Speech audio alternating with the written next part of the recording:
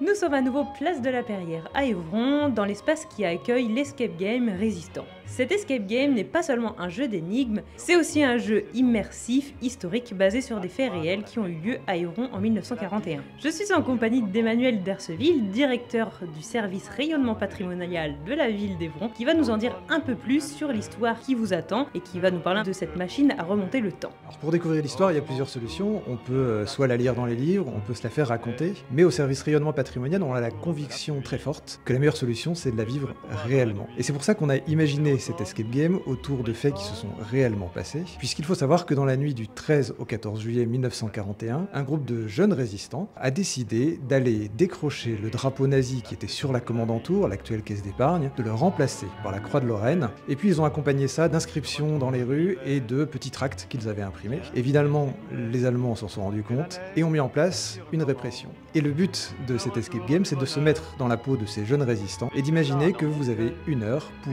entrer chez l'un d'entre eux, trouver de quoi fabriquer des faux papiers afin de pouvoir s'échapper et passer en zone libre. Évidemment, il y a un peu de pression, c'est pas évident puisque c'est un jeu de résistance, donc rien n'est montré, il faut faire preuve d'imagination, il faut faire preuve d'inventivité et trouver dans le jeu les énigmes qui vont permettre de résoudre cette problématique.